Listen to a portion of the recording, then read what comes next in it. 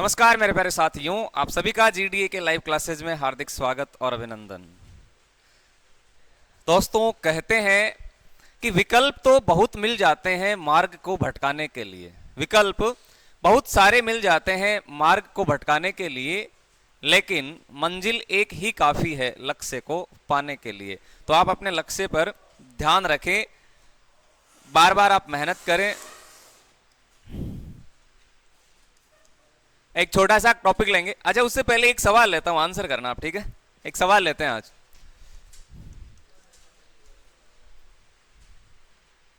एक क्वेश्चन ले ले।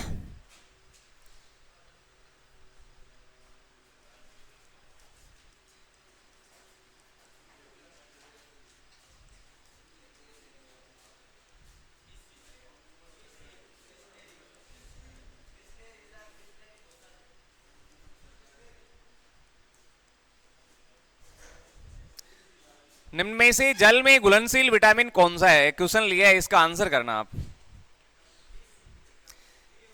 फिर पढ़ते हैं टॉपिक। ऑप्शन देता हूं मैं आपको।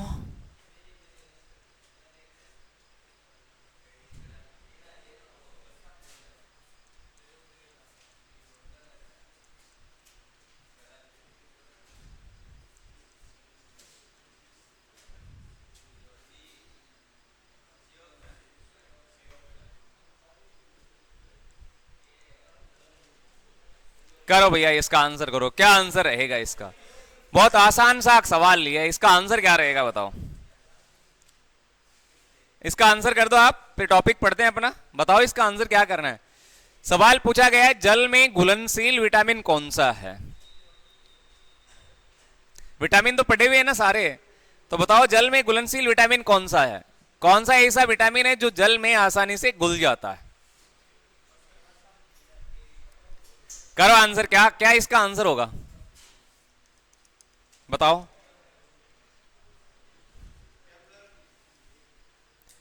जल में घुलनशील और दूसरा होता है वसा में घुलनशील, है ना? एक तो जल में घुलनशील विटामिन है और दूसरा एक इसमें है वसा में घुलनशील, है ना? वसा में।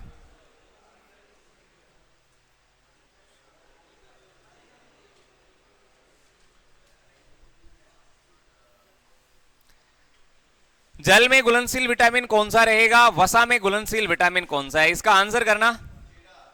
ये विटामिन की बात है।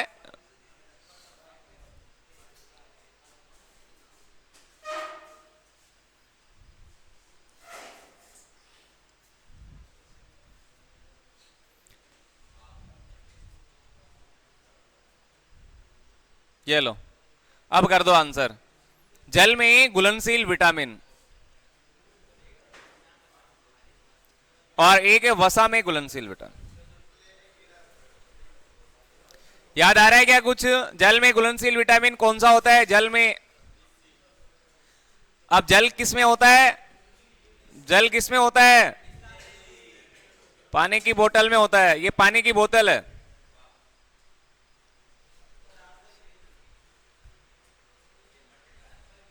मटका है? हाँ, तो मटका में ही पानी होता है बस। ये पानी की बोतल है और बोतल का नाम है बिस्लेरी। ये बिस्लेरी की बोतल है और उस पे एक शब्द और लिखा हुआ मिलता है आपको, एक्वा। पता है क्या? एक्वा देखा है? ये शब्द भी आता है। पानी की बोतल आती है ना, उस पे देखना, एक तो ये शब्द मिलेगा आपको एक्वा और एक ये। अच्छा, इसका तो अलग अलग है, लेकिन बिस्लेरी की पानी की बोतल की आती है। आती कि नहीं आती? आती है ना? अब देखो, इसमें बिस्लेरी में आप पढ़ोगे तो एक तो बी है और एक यहां से सी है। सी बिस बिस है कि नहीं? एक तो बी आ गया तो विटामिन बी हो गया और दूसरा क्या है? सी, तो ये विटामिन सी हो गया। इसका मतलब पानी की बोतल बिस्लेरी है तो यहां से बी सी बन जाएगा अपने आप ही। बिस्लेरी, बी और सी। कहां है? ये रहा, बी और सी। एक्वा भी जल है। एक्वा का अर्थ होता है जल, पानी, ठीक है? एक्वा का मतलब ये रॉयल लैटिन भाषा का शब्द होता है जिसका सामान्य अर्थ होता है जल। एक्वा ये शब्द भी मिलता है और ये बिस्लेरी बोतल है, तो बी और सी यहां से निकाल लेना। सवाल पूछा जाए जल में घुलनशील विटामिन कौन सा है, तो ये आपके बिस्लेरी यानी बी और सी जल में घुलनशील विटामिन है। हो गया भैया। दूसरा प्रश्न यहां से आता है वसा में घुलनशील। वसा, वसा के लिए क्या करते हैं, डिब्बा बनाते हैं, ये डिब्बा है,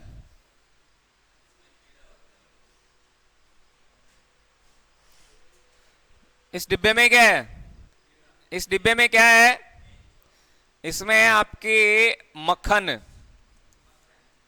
इसमें मक्खन है। मक्खन जानते हो ना, दूध को, दूध से मक्खन को अलग करने की कौन सी विधि है,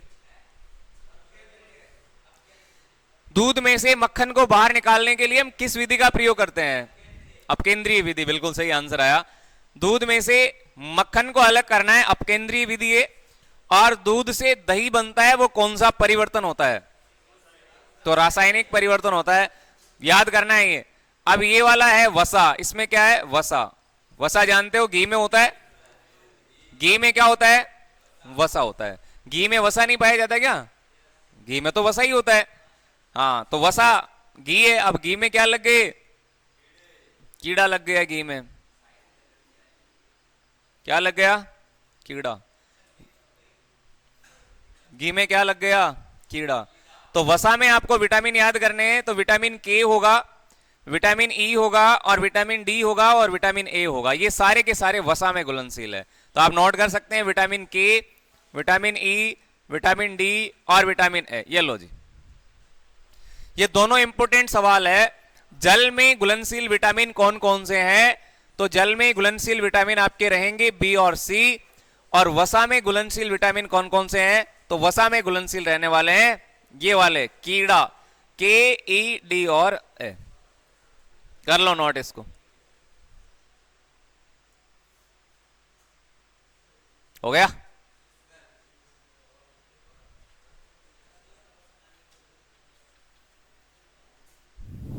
ठीक है, ये सवाल था अपना।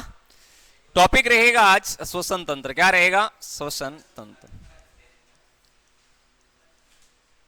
और ये अंतिम तंत्र बचा हुआ है आपके, बाकी सारे के सारे सिस्टम हो चुके हैं।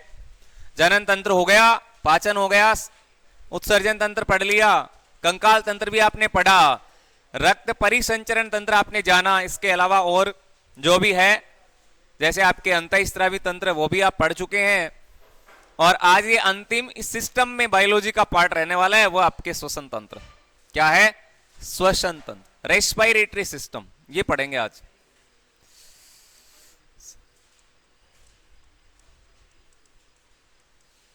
रेस्पिरेटरी सिस्टम,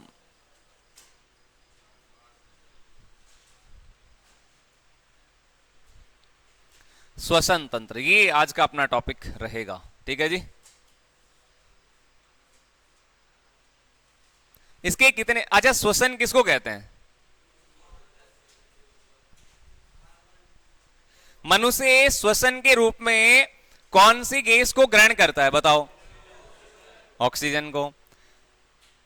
और हाँ, और बाहर कौन कौन सी गैस को निकालता है, कार्बन डाइऑक्साइड।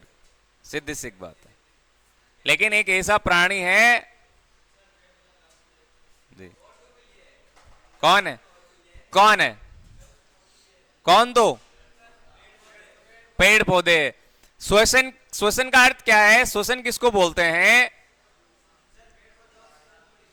ऑक्सीजन तथा कार्बन डाइऑक्साइड का परिवहन।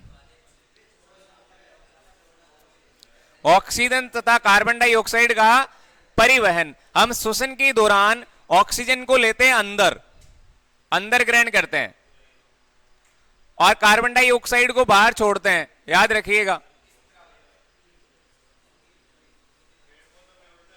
हाँ, पेड़ पौधों में उल्टा है।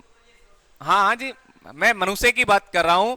मनुष्य में श्वसन की क्रिया में ऑक्सीजन अंदर ग्रहण किया जाता है और कार्बन डाइऑक्साइड को बाहर छोड़ा जाता है। और ये कौन करता है, ये क्रिया कौन करता है, श्वसन में बहुत सारे अंग पाए जाते हैं, वो करते हैं। श्वसन के बहुत सारे अंग है। यहां से एक सवाल एग्जाम में पिछली आर्मी के पेपर में आया था, और सवाल पूछा गया था एल्वियोलाई क्या है। प्रश्न पूछा गया एल्वियोलाई, ये सवाल क्या पूछा गया था, एल्वियोली, ये सवाल आया था पिछले आर्मी अग्निवीर के पेपर में। हाँ जी, एल्वियोलाई का संबंध कहां से है, तो ये सीधा सा आपके श्वसन तंत्र ही होता है, जिसको हम कूपिका कहते हैं। क्या कहते हैं? कूपिका। फेफड़ों की इकाई है ये कूपिका। अभी आने वाला है, हम पढ़ेंगे। तो ये सवाल पिछले अग्निवीर के पेपर में आया भी था, एल्वियोलाई का संबंध कहां से है, तो इसका सीधा संबंध फेफड़ों से होता है। श्वसन का अर्थ क्या है? ऑक्सीजन को हम अंदर लेंगे और कार्बन डाइऑक्साइड को क्या बाहर निकालेंगे। यहां एक छोटा सा प्रश्न आ रहा है आपके सामने, बताओ ऑक्सीजन गैस की खोज किसने की थी? ऑक्सीजन गैस की खोज करने वाला वैज्ञानिक बताओ रे।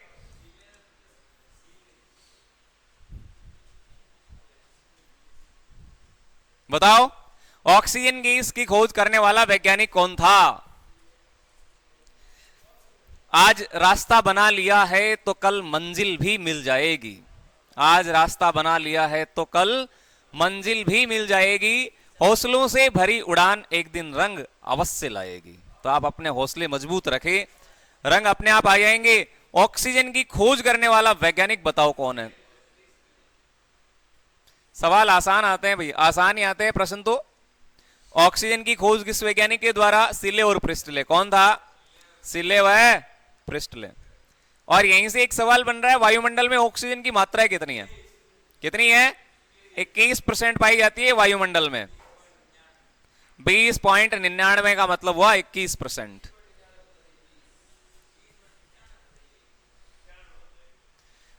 तो ये डिब्बा आपके लिए इंपॉर्टेंट हो गया। ऑक्सीजन, ऑक्सीजन गैस की प्रकृति आपसे पूछा जाए तो अनुचुंबकीय होती है। कैसी होती है? अनुचुंबकीय।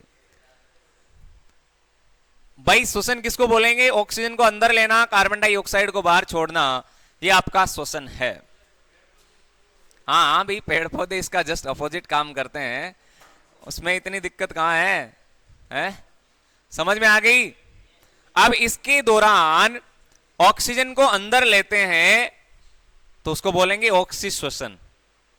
क्या पढ़ेंगे? ऑक्सीश्वसन। और कार्बन डाइऑक्साइड को बाहर छोड़ना अनऑक्सीश्वसन है। तो यहां से दो टाइप बन रहे हैं, एक तो आपके रहने वाला है ऑक्सीश्वसन, एक तो बन गया ऑक्सीश्वसन। सवाल यहां से बनते हैं जी। और दूसरा है अनऑक्सीश्वसन। क्या है? अनऑक्सीश्वसन। अब अनऑक्सीश्वसन का मतलब क्या हुआ? अनऑक्सी, अनऑक्सी का मतलब ऑक्सीजन नहीं है, और इसमें लिखा है ऑक्सीश्वसन, मतलब ऑक्सीजन है इसमें। तो ऑक्सीश्वसन का मतलब तो ये होता है कि इसमें ऑक्सीजन युक्त रुधिर बहता है, ऑक्सीजन युक्त ब्लड, इसमें ऑक्सीजन पाई जाती है। पहली बात तो यह है, लेकिन यहां पर ऑक्सीजन नहीं होगी। ऑक्सीजन क्या है? ऑक्सीजन की अनुपस्थिति है।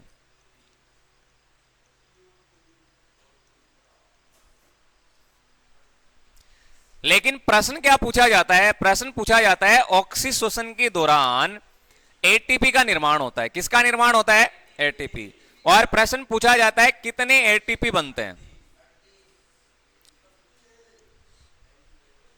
ATP, adenosine triphosphate. एटीपी का मतलब है एडिनोसिन ट्राइफॉस्फेट, जिसको हम ऊर्जा का केंद्र कहते हैं।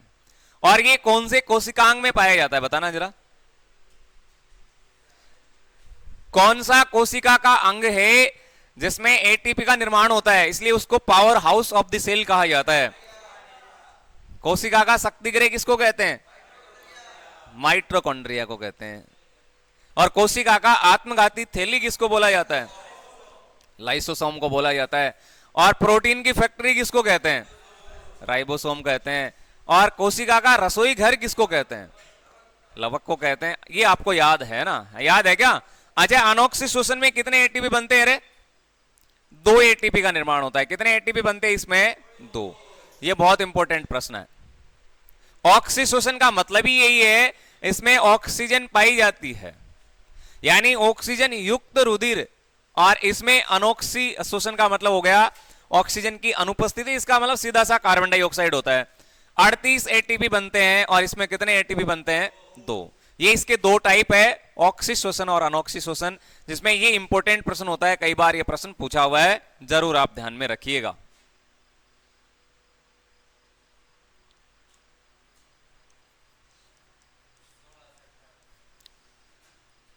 श्वसन की दर पूछा जाए सामान्य स्वस्थ व्यक्ति में, सामान्य स्वस्थ व्यक्ति में, जैसे महेंद्र है,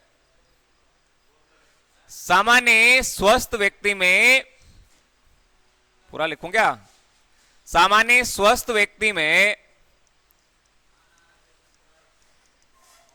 श्वसन की दर कितनी होती है? एक सामान्य जो स्वस्थ मनुष्य होते हैं, इसमें श्वसन की दर कितनी होती है?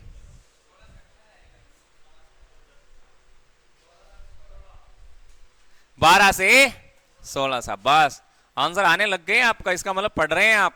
12 से 16 प्रति मिनट। चेक करना इधर, कैसे आप पकड़े होता है। हृदय की धड़कन पूछा जाए 1 मिनट में तो 72 होता है, कितना होता है? 72 बार। हृदय की धड़कन 1 मिनट में कितनी बार धड़कती है? तो 72 बार। लेकिन यदि श्वसन की दर पूछा जाए तो 12 से 16। क्लियर है बातें? श्वसन को मापा किसमें जाता है? श्वसन मापने वाला उपकरण कौन सा है बताओ? तो आंसर होगा स्पाइरोमीटर। क्या होगा? स्पाइरोमीटर।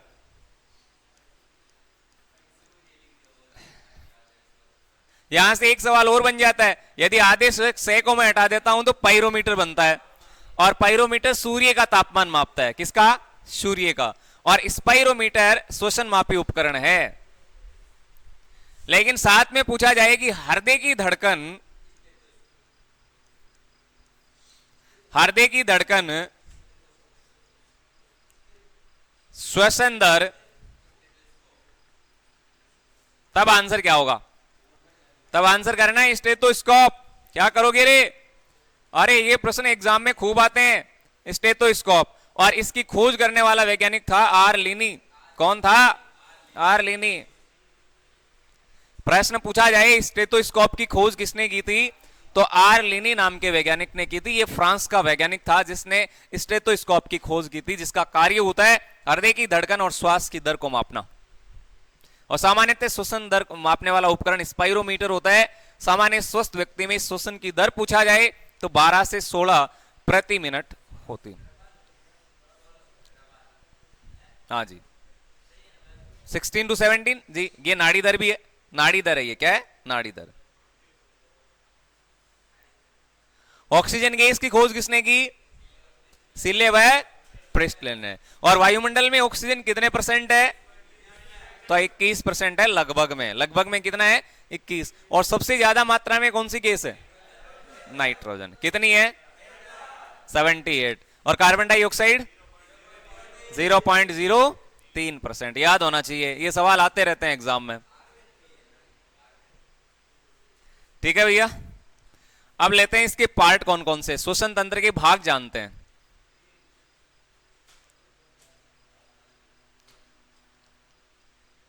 ये लो, अंग्रेजी का सी आकार का छल्ला पाया जाता है इसमें, देखा है क्या? श्वास नली जिसकी लंबाई लगभग 5 इंच की होती है। श्वास नली की लंबाई कितनी होती है? 5 इंच। ये श्वास नली है। इसमें अंग्रेजी के सी आकार के आपको छल्ले नजर आ रहे हैं जो श्वास नली को आपस में चिपकने से रोकते हैं। हाँ, श्वास नली है ना इधर, इसमें सी आकार के छल्ले हैं जो श्वास नली को आपस में चिपकने से रोक लेते हैं। ये रहा।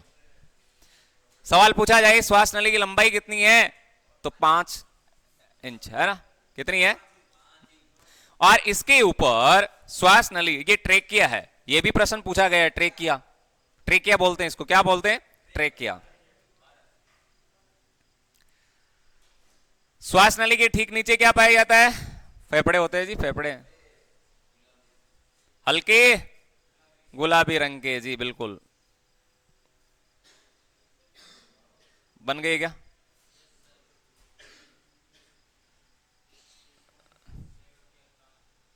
बड़े छोटे हो गए, कोई बात नहीं है, फेफड़े ही है। अब सवाल यहां बन जाता है कि फेफड़े जो होते हैं उसमें कुल कितनी वायु को ग्रहण करने की क्षमता होती है, बताओ। ये फेफड़े, इसमें हम कितनी वायु को ग्रहण कर सकते हैं अंदर?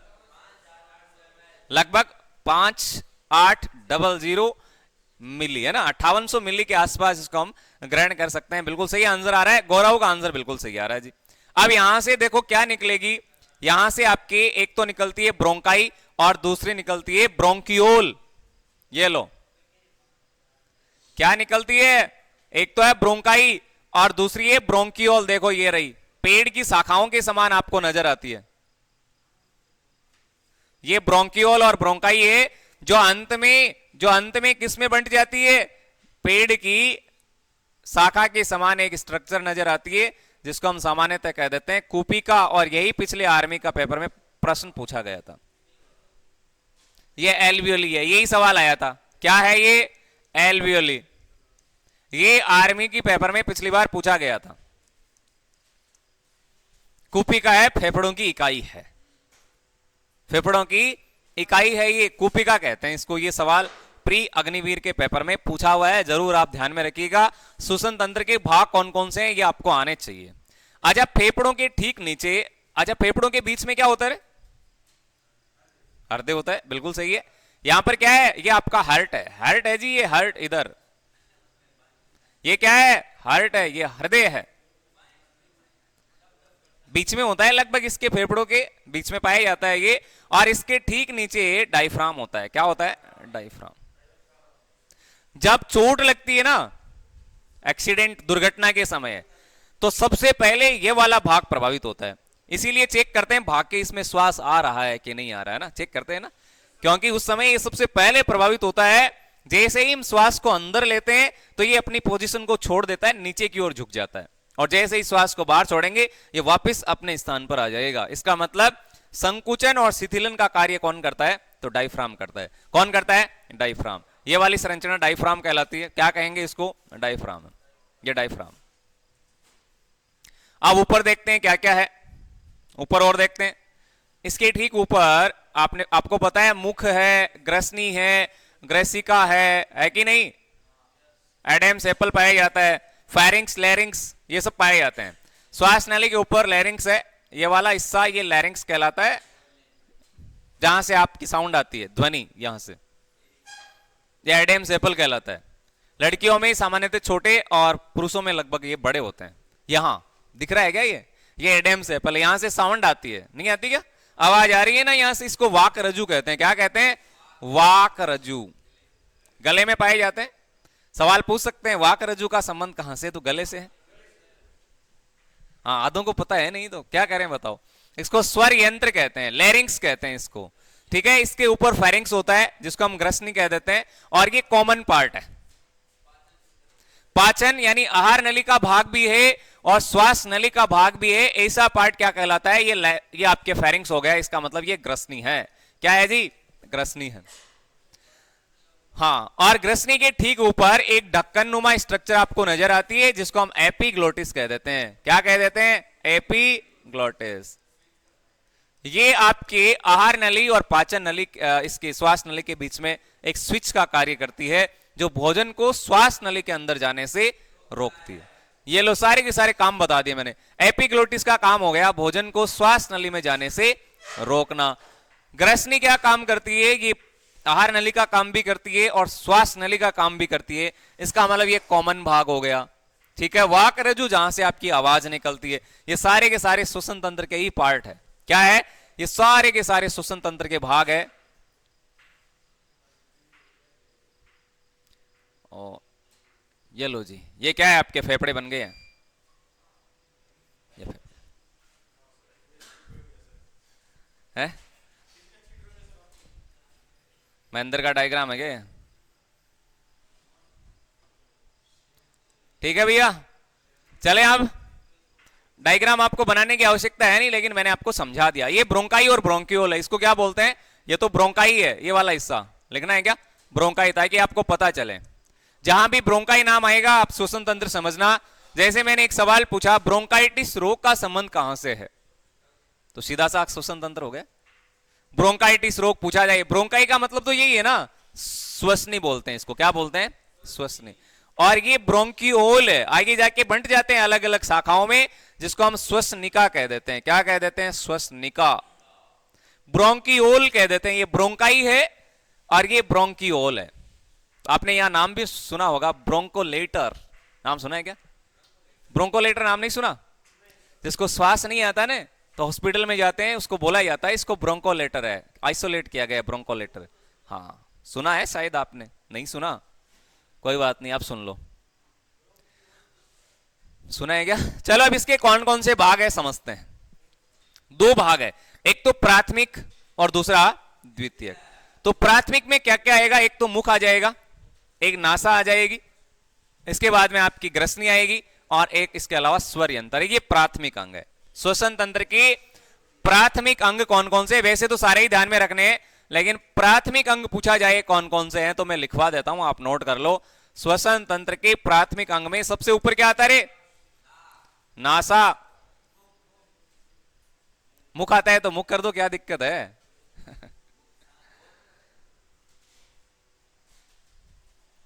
मनुष्य श्वास कहां से लेता है, गलत है जी।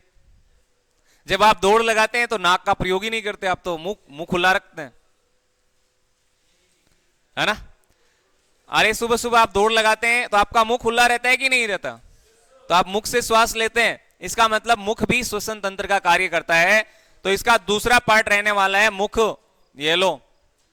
और बताओ, ग्रसनी आएगा जी, बिल्कुल सही है। कई बार ये प्रश्न आता है एग्जाम में। और इसके अलावा आप क्या आ गया, स्वर यंत्र। क्या आ गया, स्वर यंत्र। ये चारों के चारों पार्ट प्राथमिक अंग है, श्वसन तंत्र के भाग है। आपसे क्रम पूछा जा सकता है, श्वसन तंत्र का कौन सा क्रम सही है कौन सा गलत है, ऐसा प्रश्न भी एग्जाम में आ सकता है। इधर देखते हैं। इसके अलावा द्वितीयक भाग जानते हैं कौन कौन से हैं, बताओ द्वितीयक में क्या आएगा, द्वितीयक अंग में कौन कौन से आने वाले हैं, ट्रेकिया आएगा ने, बिल्कुल। इसके ठीक नीचे ट्रेकिया है, इसको हम श्वास नली कह देते हैं। क्या कहते हैं रे, श्वास नली, जिसका मतलब है ट्रेकिया। याद करना है ये शब्द, एग्जाम में यही आते हैं, ट्रेकिया।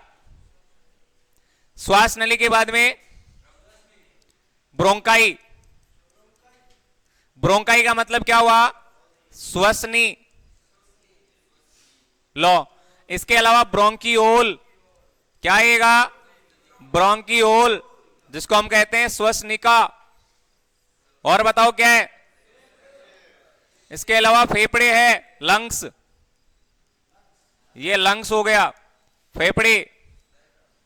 और इसके अलावा डायफ्राम है, जो तीसरा पार्ट है इसका, दूसरा नहीं है, ये तीसरा पार्ट है। हाँ, तो प्राथमिक अंग तो ये है, द्वितीयक अंग ये वाले रहेंगे, और एक तृतीयक अंग भी होता है जिसका नाम है डायफ्राम। क्या है, डायफ्राम है। तो ये सीधे आपसे एग्जाम में पूछे जाने वाले प्रश्न। हाँ आया है, मैंने आपको बताया एल्वियोलाई पूछा हुआ प्रश्न है। एल्वियोलाई किसका भाग है, तो ये फेफड़ों से संबंधित है, श्वसन तंत्र का भाग रहेगा। करो नोट।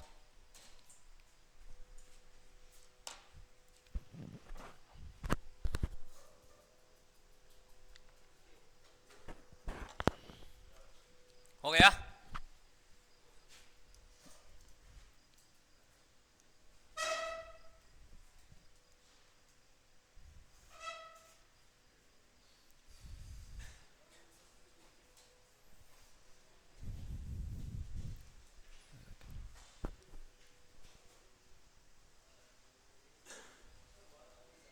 मौसम खराब हुआ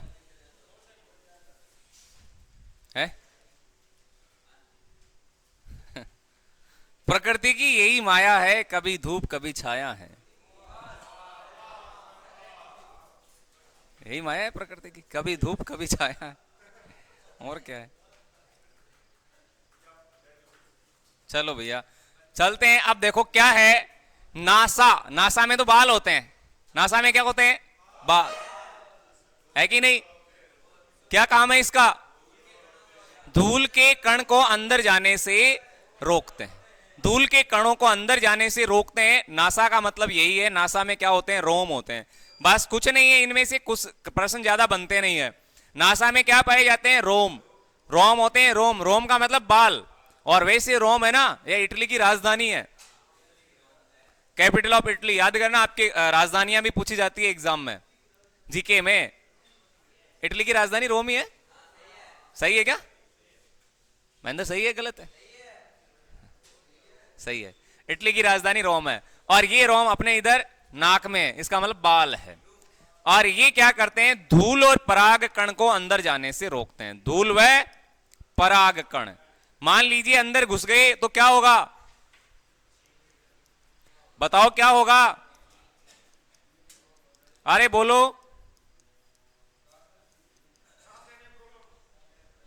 क्या होगा?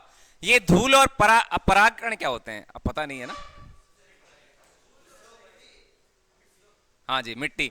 अब कई बार क्या होता है कि मिट्टी हल्की सी अंदर घुस जाती है तो किसी को छींक आती है। छींक आती है तो नाक से पानी टपकने लगता है। और नाक से पानी टपक रहे, इसका मतलब एलर्जी है। एलर्जी का मतलब यही है, पराग कण। समझ गए? अलग अलग होती है एलर्जी की, किसी को धूल से होती है, किसी को पराग कण से होती है, और किसी को धूप से होती है।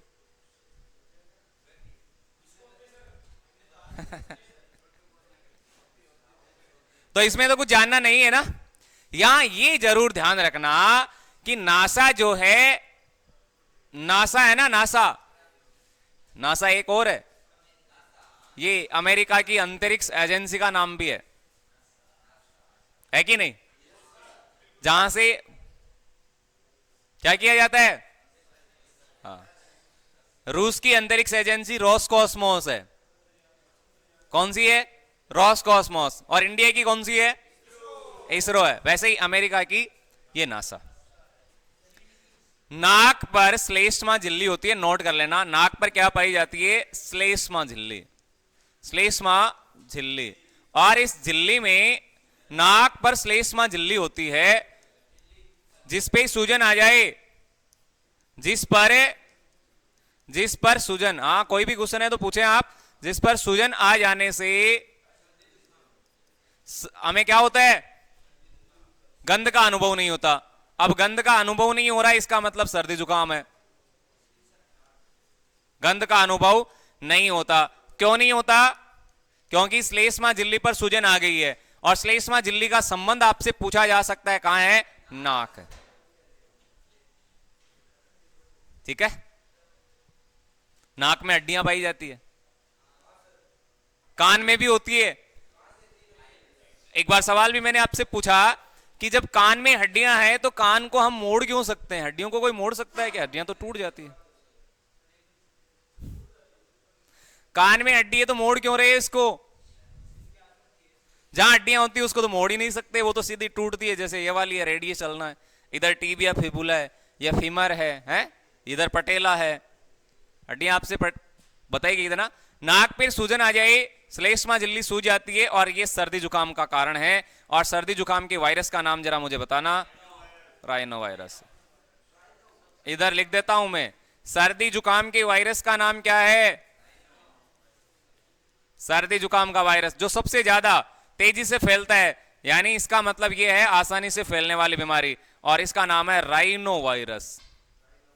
Rhino virus. और ये सबसे छोटा वायरस भी है, याद रखना। राइनो वायरस क्या है? सबसे छोटा वायरस है।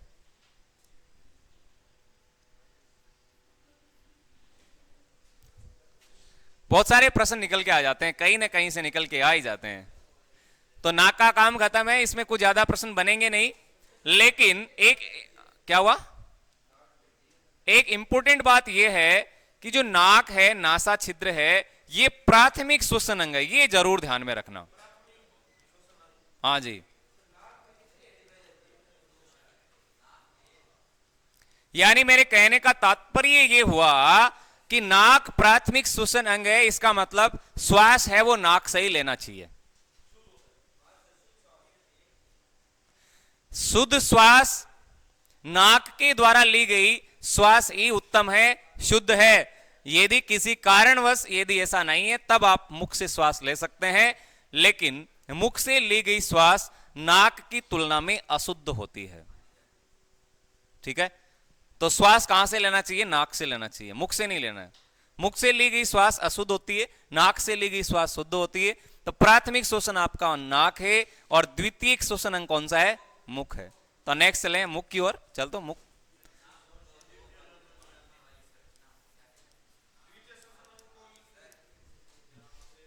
क्या हुआ?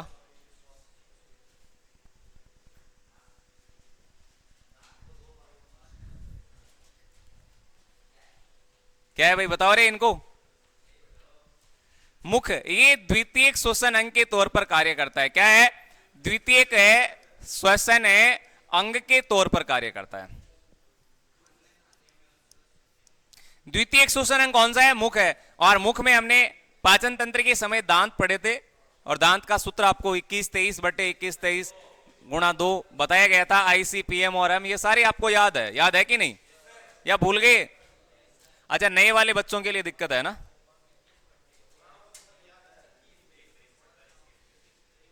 आज ही आया कोई? ऐसा तो नहीं है आज की क्लास पहली क्लास है? आप हो गया? चलो कोई बात नहीं है। तो श्वसन तंत्र के अंग आपने जाने, पहला नाक और दूसरा क्या है? मुख है। ये इतने इंपोर्टेंट नहीं है जितना अब है। तीसरा पार्ट कौन सा है? ग्रसनी। अब इसमें भी कुछ है नहीं। ग्रसनी में आप लिखना, ये कॉमन भाग है जो आहार नली और श्वास नली, आहार नली जिसका मतलब पाचन नली हो गई, वह श्वास नली जहां से श्वास लेते हैं तो श्वास नली हो गई। इनके बीच में क्या करती है? हाँ देखो, हरियाणा का आंसर आया, स्विच का कार्य करती है। और ये जो आपके सामने लगे हुए स्विच है, ये किसके बने हुए हैं? इसका भी आंसर करो। ये वाले स्विच किसके बनाए गए हैं? ये वाले, ये स्विच किसके बने हुए हैं?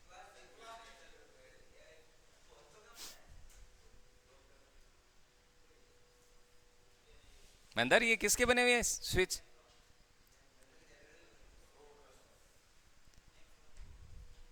बेरा जी, किसके बने हुए हैं? आंसर करके बताओ। अब मेरी बात को ध्यान से समझना। एक सवाल आपके सामने आता है, निम्न में से श्वसन तंत्र के भाग नहीं है और उस समय यदि ग्रसनी आए तो करना है। ग्रसनी होता है, क्या करते हैं? कई ग्रसनी को पाचन में ही डाल देते हैं बस। पाचन का मतलब आहार जो आपका होता है आहार नली वाला, और ये श्वास नली है, दोनों के बीच में काम कर रही है ना। इसका मतलब ये कॉमन पार्ट है जो पाचन तंत्र का भी भाग है और श्वसन तंत्र का भी भाग। क्लियर है बातें? एक एक लाइन के आंसर आ रहे हैं। देखो नेक्स्ट क्या है? क्या है बताओ? लैरिंक्स, वाक रज्जु है। क्या है? वाक रज्जु। यहां से इंपॉर्टेंट सवाल बनते हैं। पहला, ध्वनि यहीं से निकलती है।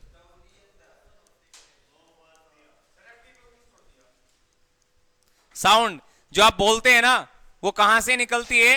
तो वो वाक रज्जु से निकलती है, स्वर यंत्र से निकलती है। इसको स्वर यंत्र भी कहा जाता है, लैरिंक्स कहते हैं इसको, लैरिंक्स। ध्वनि का उत्पादन लैरिंक्स। तो ये प्रश्न आता है कई बार, जब आपसे सवाल किया जाता है श्वसन तंत्र के भाग, तब लैरिंक्स नाम लिख देते हैं। कई सोचते रहते हैं ये लैरिंक्स क्या है। ये 9 प्रकार की उपास्थि से मिलकर बनता है। कितनी? 9 प्रकार की। जी बिल्कुल, ये 9 प्रकार की उपास्थि से बनता है। देखो हरियाणा ने आंसर करना स्टार्ट कर दिया।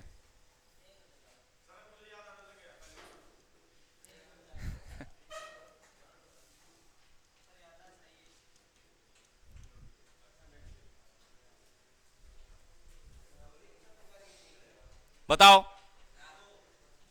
दोस्तों, आप अपने आप को माचिस की तिल्ली मत बनाएं। माचिस की तिल्ली नहीं बनाना है जो थोड़े से घर्षण से सुलग जाती है। बनाना है तो आपको अपना समुद्र बनाना है जिसमें कितने भी आप आग डालें तुरंत बुझ जाते हैं। आप बनाना चाहते हैं तो आप समुद्र बनिए, पानी की तरह ना, ठंडा।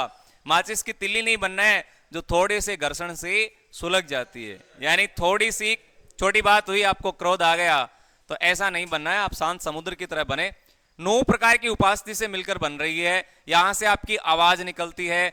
और ये रहा आपका इसका चित्र, ये देखो एडम्स एप्पल है, ये एडम्स एप्पल, ये वाला, ठीक है। ये पुरुषों में बड़ा होता है स्त्रियों की तुलना में। लड़कियों की आवाज महीन होती है, इसका कारण क्या है? ये सारे तारत्व पे डिपेंड करते हैं। किस पर? तारत्व पे। जैसे मच्छर की भिनभिनाहट है और एक शेर की दहाड़ है, इनमें से बताओ किसका तारत्व ज्यादा है? मच्छर भिनभिनाहट करते रहते हैं, एक शेर की दहाड़ है, तो उनमें से किसका तारत्व ज्यादा है? आंसर करके बताना।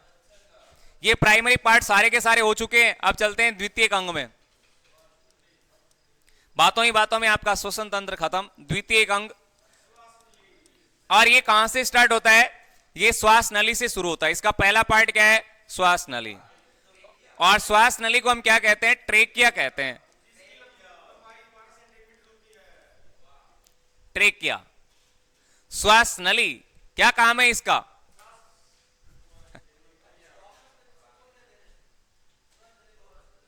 कौन रोकता है? सी आकार के छल्ले। जी, श्वास नली की लंबाई यदि आपसे पूछा जाए तो लगभग इसकी लंबाई 5 इंच होती है। कितनी होती है? 5 इंच, ये लंबाई है। हाँ, तो सेंटीमीटर होगा वो। 12 सेंटीमीटर है। ट्रेकिया, श्वास नली की लंबाई यदि आपसे पूछा जाए लगभग 5 इंच है। और इसमें सी आकार के छल्ले, ये प्रश्न आया हुआ है, सी आकार के छल्ले कहां पाए जाते हैं? अरे सी आकार के छल्ले कहां पाए जाते हैं? श्वास नली में। और ये क्या करते हैं? श्वास नली को आपस में चिपकने से रोकते हैं। सी आकार के छल्ले जो श्वास नली, कई बार श्वास नली चिपक जाती है ना, तब आवाज है वो, हाँ जी सही है, सी आकार के छल्ले जो श्वास नली को चिपकने से रोकते हैं।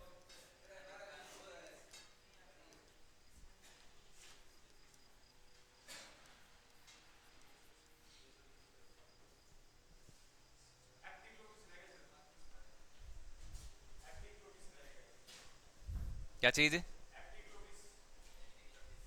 अच्छा, वो पता है ना? ठीक है। नहीं पता, इधर लिख देता हूं लो, ये डिब्बे में लिख देते हैं। एपिग्लोटिस, हाँ ये तो अपनी खुद की बात है। एपिग्लोटिस ये तो पता है। कई बार अपने भी धोखे दे देते हैं, कई बार अपने भी तो धोखे दे देते हैं। इसलिए कहा जाता है ताश का जोकर और अपनों की ठोकर अक्सर बाजी को घुमा देते हैं। हाँ, तो आप समाज में भी ऐसे लोग होते हैं। ऐसे अभी आपने पहलगाम की घटना भी देखी होगी ना, उसमें हुआ है ऐसा। ऐसे ऐसे कृत्य करने वाले को तो सजा होनी चाहिए कि नहीं होनी चाहिए बताओ? हाँ, एपिग्लोटिस ये क्या करते हैं? भोजन को श्वास नली में जाने से रोकता है। भोजन को श्वास नली में जाने से रोकता है।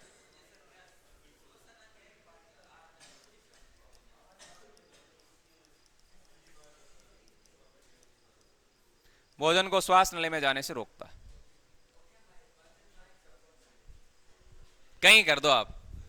हाँ ठीक है, भोजन को श्वास नली में जाने से कौन रोकता है भैया? एपिग्लोटिस। ये ढक्कन जैसी संरचना आपने देखी थी ना कृष्ण के ऊपर, ये लो जी। अब इसमें कुछ है क्या बताओ? कुछ भी तो नहीं है।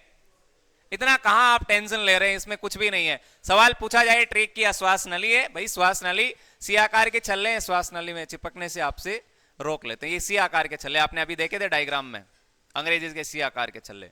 तो श्वास नली इसका सेकेंडरी पार्ट हो गया। इसके बाद में कौन सा है बताओ? दो पार्ट और बच गए ना बीच में, एक तो ब्रोंकियोल है और दूसरा क्या है? ब्रोंकाई है। ब्रोंकाई और दूसरा क्या है? ब्रोंकियोल। लो जी, ये लो, यहीं खत्म कर देते हैं इसको, ब्रोंकियोल। अब ये क्या करेंगे? आपस में मिलेंगे, और जब आपस में मिलेंगे तो ये किसका निर्माण करेंगे जी? फेफड़े का। किसका? फेफड़े। हाँ हाँ, कुपिका बन जाती है। फेफड़ों के बाहर ये कुपिका होती है, लास्ट में क्या आता है? कुपिका। और कुपिका वो भाग है जिसको क्या बोला जाता है? फेफड़ों की इकाई कहते हैं। क्या कहते हैं? अरे फेफड़ों की इकाई है ये। फेफड़ों की इकाई है ये कुपिका, इसको एल्वियोलाई कहते हैं और प्री आर्मी एग्जाम का प्रश्न है ये, एल्वियोलाई कहलाता है। एल्वियोलाई, जिसकी आकृति आपके पेड़ के वृक्ष के समान नजर आती है। पेड़ के वृक्ष क्या, पेड़ का जो हाँ शाखाएं जो होती है उसके समान। फेफड़े है ना, ये कुपिका में खुल जाते हैं। कुपिका इसकी इकाई है, फेफड़ों की इकाई। तो ब्रोंकाई और ब्रोंक्यूल मिलेंगे तो कुपिका और फेफड़ों का निर्माण होगा। फेफड़े हल्के गुलाबी रंग के, आपके स्पंजी आकार के होते हैं, ये हल्के गुलाबी रंग के होते हैं। और बताओ क्या बच रहा है? लंग्स बच गए, फेफड़े। और ये फेफड़े सबसे इंपॉर्टेंट है, क्यों बताओ? यही तो है श्वसन तंत्र का मुख्य पार्ट, फेफड़े। फेफड़ों की कुल क्षमता कितनी होती है वायु ग्रहण करने की? कुल क्षमता यदि आपसे पूछा जाए तो ये 5800 मिली होती है। कितनी? 5800 मिली। यानी इतनी वायु को ये अंदर ग्रहण कर सकता है फेफड़े। हम श्वास लेते हैं ना अंदर, इसको अलग अलग रूप में बाहर निकालते भी हैं, ठीक है, लेकिन इतना आपको डिटेल में जाने की आवश्यकता है नहीं। वो पूरी डिटेल पढ़ेंगे तो बहुत समय भी लगेगा, और लेकिन आपकी एग्जाम की दृष्टि से इतना इंपॉर्टेंट है भी नहीं, तो आप उधर नहीं जाएं, इतना ही ध्यान में रखें। फेफड़ों की कुल क्षमता कितनी है? 5800 मिली है ना फेफड़े। ये हल्के गुलाबी रंग की स्पंजी आकार की संख्या में 2 रक्त कोटर में पाए जाते हैं। ठीक है, तो आप सबको पता चल गया ये क्या क्या है। हो गया खत्म, कुछ भी नहीं है इनमें। याद करें श्वसन संबंधी रोग कौन से हैं, ये जरूरी है।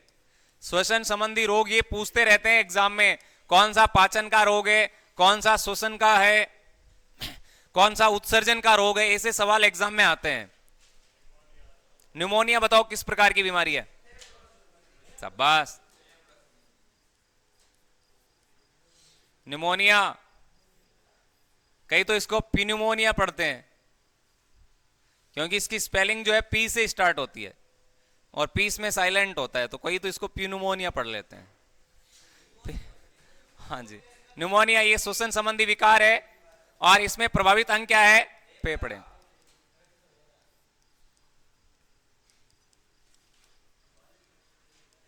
ये लो, न्यूमोनिया जानते हो ना, श्वास लेने में दिक्कत आती है। अरे न्यूमोनिया की बीमारी हो जाती है तो ये श्वास लेने में दिक्कत आती है। समझ में आएगा आपके? तो ये श्वसन संबंधी विकार है न्यूमोनिया। इसके अलावा ये कौन सा है? बैक्टीरियल डिजीज भी है। कौन सा है? बैक्टीरियल, जीवाणु जनित रोग है। याद आया? गोटी ने निमोकोक सटा सीडी प्ले करने को कहा। बहुत सारे रोग मैंने आपको बताए थे। गोटी ने निमोकोक सटा सीडी प्ले करने को कहा, तो ये सारे के सारे जीवाणु वाले थे।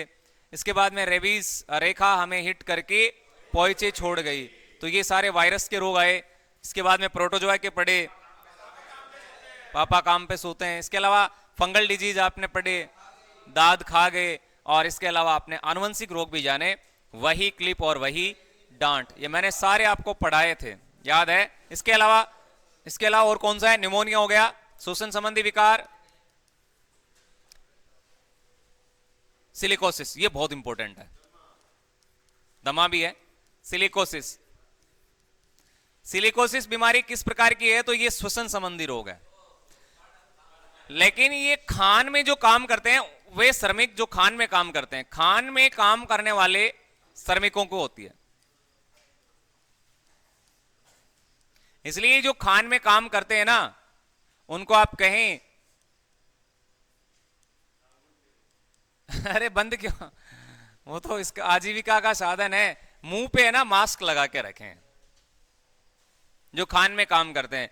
जब पत्थर की कटाई की जाती है, पत्थर को फोड़ा जाता है, तो वहां से धूल के कण उड़ते हैं, और वो धूल के कण सीधे नासा छिद्र के द्वारा आपके फेफड़ों में जाते हैं, और वहां फेफड़ों में समाहित हो जाते हैं, जम जाते हैं, फेफड़ों में सूजन आती है, और लास्ट में सिलिकोसिस के वो शिकार हो जाते हैं। तो काम करते हैं खान में, उनको ये रोग होता है। तो सिलिकोसिस की बीमारी भी श्वसन संबंधी विकार है। इसके अलावा दमा की बीमारी, दमा जानते हैं? चलते चलते श्वास की शिकायत, नीचे बैठ जाते हैं, श्वास फूलना, ठीक है, दमा ये आपके बीड़ी सिगरेट के सेवन से होता है, धूम्रपान से। किससे होता है? धूम्रपान से। दमा या अस्थमा लिख देता हूं, अस्थमा भी है। और ये धूम्रपान से होते हैं, धूम्रपान धूल के कण से।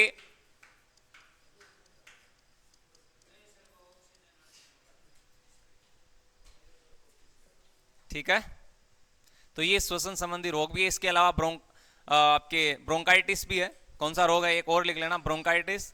अब ब्रोंकाइटिस तो आप समझ गए होंगे कि ब्रोंकाई जब भी नाम आए तो श्वसन संबंधी होगा। ब्रोंकाइटिस, क्या? ब्रोंकाइटिस। ये सारी की सारी बीमारियां जो आपके सामने है, ये सब किससे संबंधित है? ये श्वसन से संबंधित रोग है। अस्थमा, दमा आपने देखा होगा कि श्वास के साथ सिट्टी जैसी आवाज आती है, आती है कि नहीं आती? श्वास लेते हैं तो वहां सिट्टी जैसी आवाज आती है श्वसन के साथ में। ठीक, तो ये समय अपना लगभग समाप्ति की ओर है। एक सवाल लेंगे फिर क्लास से लेंगे विदा। एक सवाल लेता हूं मैं, आप आंसर करिएगा। आंसर करना है।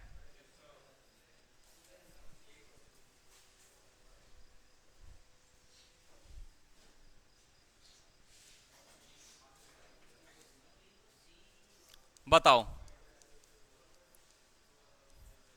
विटामिन ए का रासायनिक नाम क्या है? देखो प्रश्न लिखा, आंसर आ गया। विटामिन ए का रासायनिक नाम आपसे पूछा गया है, आंसर करना। रेटिनॉल, थायमीन, एस्कॉर्बिक एसिड है, और एक और लिख देता हूं, टोकोफेरोल। अब आज 2 सवाल लिए, 2 प्रश्न तैयार हो गए। एक तो जल में घुलनशील विटामिन, वसा में घुलनशील विटामिन, वहां से ध्यान में रखना। और एक सवाल ये वाला पूछा जा रहा है, विटामिन ए का रासायनिक नाम क्या है? बताओ क्या है?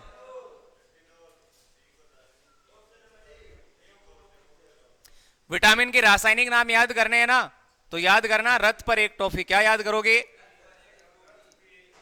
रथ पर एक है टॉफी, ये याद कर लेना, बस काम खत्म। रथ पर एक है, एक कोई बात नहीं, इसको साइलेंट कर देना। ये लो, रथ पर एक टॉफी या रथ एक टॉफी, ये साइलेंट है। रे से क्या बनेगा? रेटिनॉल। तय से क्या बनेगा? थायमीन। ये रासायनिक नाम है जी। ए से क्या बनेगा? Ascorbic acid. कै से क्या बनेगा? कैल्सीफेरॉल। और इसके बाद टॉ से क्या बनेगा? टोकोफेरॉल। और एक और है, देखो ये रफी, फी से हो गया फिलोक्विनोन।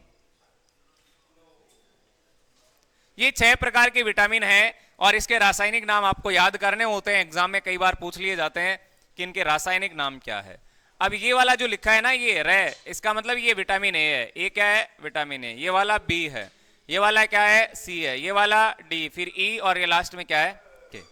अब बताओ कौन सा प्रश्न आया है आपकी?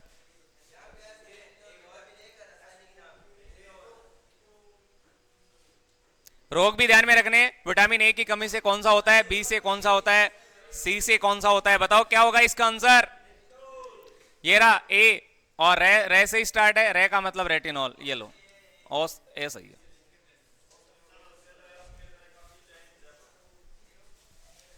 तो आज के लिए काफी है, मिलते हैं आगे। तब तक के लिए जय हिंद, जय भारत, वंदे मातरम।